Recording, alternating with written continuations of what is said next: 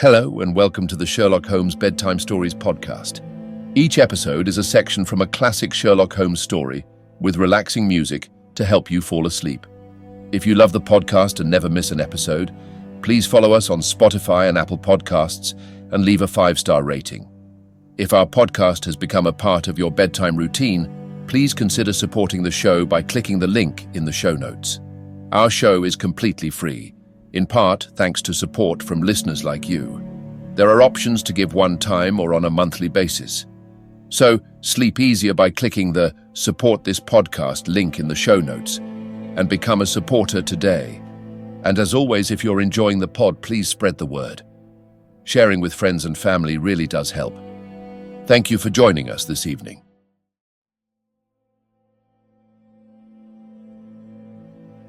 Now it's time to relax. Let your body fall into a comfortable position in your bed and drift gently into a state of total relaxation with tonight's story. The Adventure of the Crooked Man, Part 2. Thank you, you have gone rather too far to stop. It is quite certain that when Mrs. Barclay left the house at 7:30, she was on good terms with her husband. She was never, as I think I have said, ostentatiously affectionate, but she was heard by the coachman chatting with the Colonel in a friendly fashion. Now it was equally certain that, immediately on her return, she had gone to the room in which she was least likely to see her husband, had flown to tea as an agitated woman will, and finally, on his coming into her, had broken into violent recriminations. Therefore, something had occurred between 7:30 and 9 o'clock, which had completely altered her feelings towards him. But Miss Morrison had been with her during the whole of that hour and a half. It was absolutely certain, therefore, in spite of her denial, that she must know something of the matter.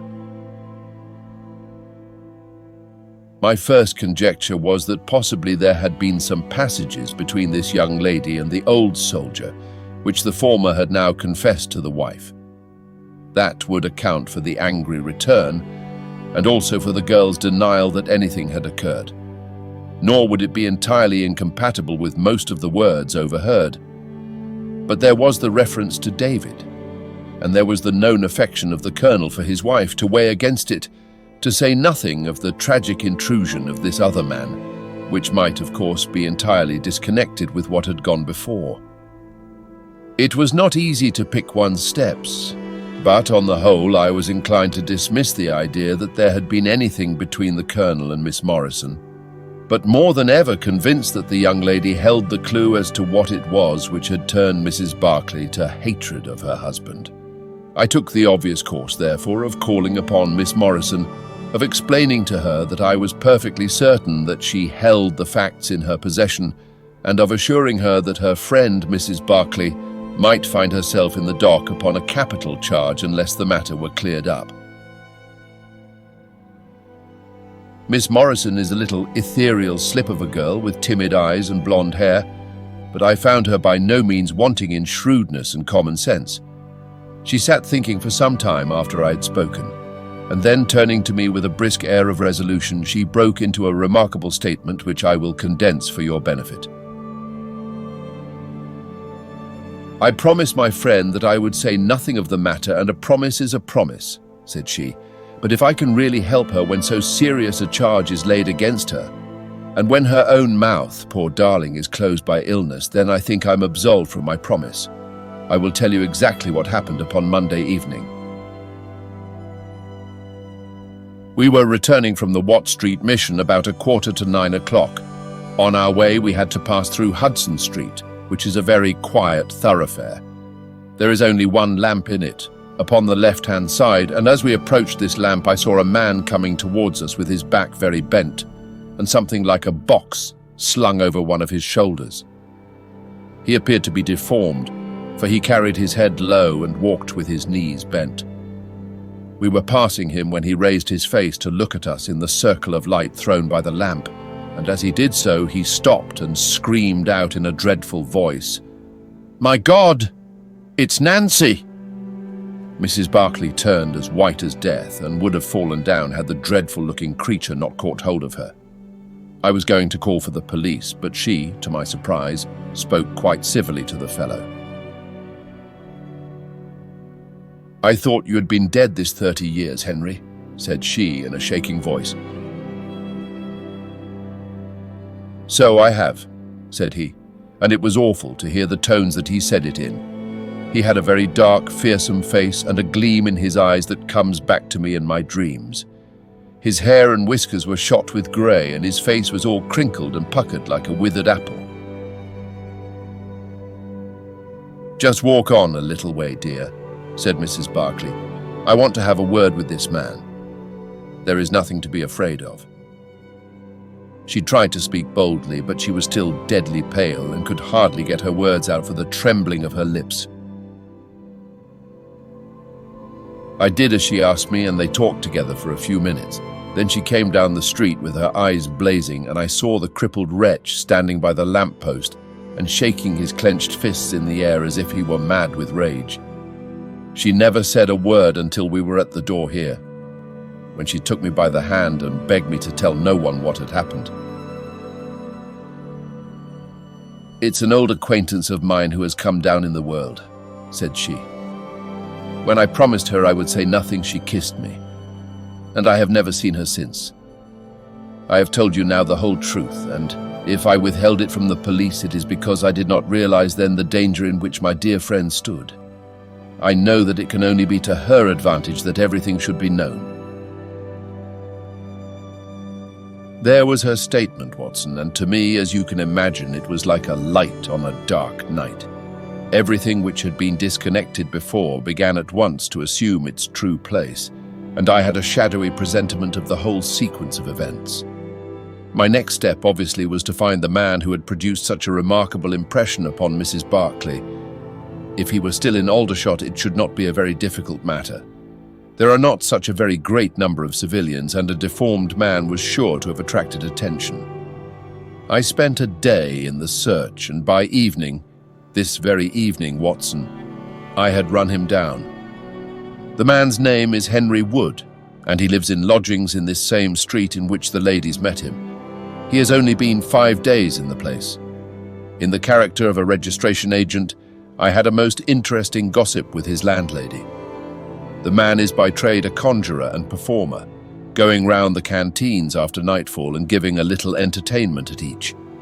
He carries some creature about with him in that box, about which the landlady seemed to be in considerable trepidation, for she had never seen an animal like it. He uses it in some of his tricks, according to her account. So much the woman was able to tell me, and also that it was a wonder the man lived, seeing how twisted he was, and that he spoke in a strange tongue sometimes, and that for the last 2 nights she had heard him groaning and weeping in his bedroom. He was all right, as far as money went, but in his deposit he had given her what looked like a bad florin. She showed it to me, Watson, and it was an Indian rupee. So now, my dear fellow, you see exactly how we stand and why it is I want you. It is perfectly plain that after the ladies parted from this man, he followed them at a distance, that he saw the quarrel between husband and wife through the window, that he rushed in, and that the creature which he carried in his box got loose. That is all very certain, but he is the only person in this world who can tell us exactly what happened in that room. And you intend to ask him? Most certainly, but in the presence of a witness. And I am the witness? If you will be so good. If he can clear the matter up, well and good. If he refuses, we have no alternative but to apply for a warrant. But how do you know he'll be there when we return? You may be sure that I took some precautions. I have one of my Baker Street boys mounting guard over him who would stick to him like a burr, go where he might. We shall find him in Hudson Street tomorrow, Watson, and meanwhile I should be the criminal myself if I kept you out of bed any longer. It was midday when we found ourselves at the scene of the tragedy, and under my companion's guidance, we made our way at once to Hudson Street. In spite of his capacity for concealing his emotions, I could easily see that Holmes was in a state of suppressed excitement, while I was myself tingling with that half-sporting, half-intellectual pleasure which I invariably experienced when I associated myself with him in his investigations. "This is the street," said he, as we turned into a short thoroughfare lined with plain two-storied brick houses. "Ah, here is Simpson to report." "He's in all right, Mr. Holmes," cried a small street Arab running up to us. "Good, Simpson," said Holmes, patting him on the head. "Come along, Watson. This is the house." He sent in his card with a message that he had come on important business, and a moment later, we were face to face with the man whom we had come to see. In spite of the warm weather, he was crouching over a fire, and the little room was like an oven. The man sat all twisted and huddled in his chair in a way which gave an indescribable impression of deformity. But the face which he turned towards us, though worn and swarthy, must at some time have been remarkable for its beauty. He looked suspiciously at us now out of yellow-shot, bilious eyes, and without speaking or rising, he waved towards two chairs. "Mr. Henry Wood, late of India, I believe," said Holmes affably. "I've come over this little matter of Colonel Barclay's death." "What should I know about that?" "That's what I want to ascertain. You know, I suppose, that unless the matter is cleared up, Mrs. Barclay, who is an old friend of yours, will in all probability be tried for murder." The man gave a violent start. "I don't know who you are," he cried, "nor how you come to know what you do know. But will you swear that this is true that you tell me?" "Why, they are only waiting for her to come to her senses to arrest her." "My God, are you in the police yourself?" "No." "What business is it of yours, then?" "It's every man's business to see justice done." "You can take my word that she is innocent." "Then you are guilty." "No, I am not." "Who killed Colonel James Barclay, then?" "It was a just providence that killed him. But mind you this, that if I had knocked his brains out, as it was in my heart to do, he would have had no more than his due from my hands. If his own guilty conscience had not struck him down, it is likely enough that I might have had his blood upon my soul. You want me to tell the story? Well, I don't know why I shouldn't, for there's no cause for me to be ashamed of it. It was in this way, sir. You see me now with my back like a camel and my ribs all awry. But there was a time when Corporal Henry Wood was the smartest man in the 117th foot. We were in India then, in cantonments, at a place we'll call Purty. Barclay, who died the other day, was sergeant in the same company as myself, and the belle of the regiment, and the finest girl that ever had the breath of life between her lips was Nancy Devoy, the daughter of the colour sergeant. There were two men that loved her, and one that she loved, and you'll smile when you look at this poor thing huddled before the fire, and hear me say that it was for my good looks that she loved me. Well, though I had her heart, her father was set upon her marrying Barclay. I was a harum-scarum, reckless lad, and he had had an education and was already marked for the sword belt. But the girl held true to me, and it seemed that I would have had her when the mutiny broke out and all hell was loose in the country. We were shut up in Bahurti, the regiment of us with half a battery of artillery, a company of Sikhs and a lot of civilians and womenfolk. There were 10,000 rebels round us, and they were as keen as a set of terriers round a rat cage.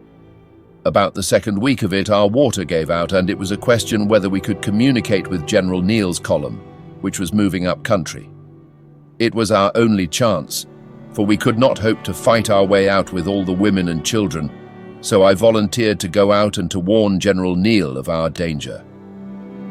My offer was accepted, and I talked it over with Sergeant Barclay, who was supposed to know the ground better than any other man, and who drew up a route by which I might get through the rebel lines. At 10 o'clock the same night I started off upon my journey. There were 1,000 lives to save, but it was of only one that I was thinking when I dropped over the wall that night. My way ran down a dried-up watercourse which we hoped would screen me from the enemy's sentries, but as I crept round the corner of it I walked right into 6 of them, who were crouching down in the dark, waiting for me. In an instant I was stunned with a blow and bound hand and foot. But the real blow was to my heart and not to my head, for as I came to and listened to as much as I could understand of their talk, I heard enough to tell me that my comrade, the very man who had arranged the way that I was to take, had betrayed me by means of a native servant into the hands of the enemy. Well, there's no need for me to dwell on that part of it. You know now what James Barclay was capable of. Bertie was relieved by Neal next day, but the rebels took me away with them in their retreat, and it was many a long year before ever I saw a white face again. I was tortured and tried to get away, and was captured and tortured again. You can see for yourselves the state in which I was left. Some of them that fled into Nepal took me with them, and then afterwards I was up past Darjeeling. The hill folk up there murdered the rebels who had me, and I became their slave for a time until I escaped. But instead of going south, I had to go north, until I found myself among the Afghans. There I wandered about for many a year, and at last came back to the Punjab, where I lived mostly among the natives and picked up a living by the conjuring tricks that I had learned. What use was it for me, a wretched cripple, to go back to England or to make myself known to my old comrades? Even my wish for revenge would not make me do that. I had rather that Nancy and my old pals should think of Harry Wood as having died with a straight back, than see him living and crawling with a stick like a chimpanzee. They never doubted that I was dead, and I meant that they never should. I heard that Barclay had married Nancy, and that he was rising rapidly in the regiment, but even that did not make me speak. But when one gets old, one has a longing for home. For years I've been dreaming of the bright green fields and the hedges of England. At last I determined to see them before I died. I saved enough to bring me across, and then I came here where the soldiers are, for I know their ways and how to amuse them, and so earn enough to keep me. Your narrative is most interesting, said Sherlock Holmes. I have already heard of your meeting with Mrs. Barclay and your mutual recognition. You then, as I understand, followed her home and saw through the window an altercation between her husband and her, in which she doubtless cast his conduct to you in his teeth. Your own feelings overcame you, and you ran across the lawn and broke in upon them. I did, sir, and at the sight of me he looked as I have never seen a man look before, and over he went with his head on the fender. But he was dead before he fell. I read death on his face as plain as I can read that text over the fire. The bare sight of me was like a bullet through his guilty heart. And then? Then Nancy fainted, and I caught up the key of the door from her hand, intending to unlock it and get help. But as I was doing it, it seemed to me better to leave it alone and get away, for the thing might look black against me, and anyway my secret would be out if I were taken. In my haste, I thrust the key into my pocket and dropped my stick while I was chasing Teddy, who had run up the curtain. When I got him into his box from which he had slipped, I was off as fast as I could run. "Who's Teddy?" asked Holmes. The man leaned over and pulled up the front of a kind of hutch in the corner. In an instant, out there slipped a beautiful reddish-brown creature, thin and lithe, with the legs of a stoat, a long, thin nose, and a pair of the finest red eyes that ever I saw in an animal's head. "It's a mongoose," I cried.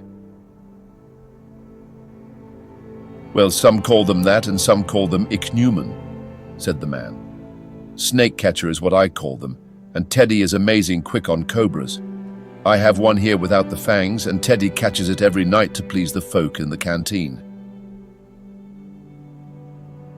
"Any other points, sir?" "Well, we may have to apply to you again if Mrs. Barclay should prove to be in serious trouble." "In that case, of course, I'd come forward. But if not, there is no object in raking up this scandal against a dead man, foully as he has acted. You have at least the satisfaction of knowing that for 30 years of his life, his conscience bitterly reproached him for this wicked deed. Ah, there goes Major Murphy on the other side of the street. Goodbye, Wood. I want to learn if anything has happened since yesterday." We were in time to overtake the Major before he reached the corner. "Ah, Holmes," he said, "I suppose you have heard that all this fuss has come to nothing?" "What then?" "The inquest is just over. The medical evidence showed conclusively that death was due to apoplexy.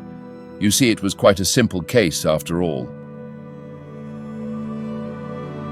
"Oh, remarkably superficial," said Holmes, smiling. "Come, Watson, I don't think we shall be wanted in Aldershot anymore." "There's one thing," said I as we walked down to the station. "If the husband's name was James and the other was Henry, what was this talk about David?" "That one word, my dear Watson, should have told me the whole story had I been the ideal reasoner which you are so fond of depicting. It was evidently a term of reproach." "Of reproach?" "Yes. David strayed a little occasionally, you know, and on one occasion in the same direction as Sergeant James Barclay. You remember the small affair of Uriah and Bathsheba? My biblical knowledge is a trifle rusty, I fear, but you will find the story in the 1st or 2nd of Samuel."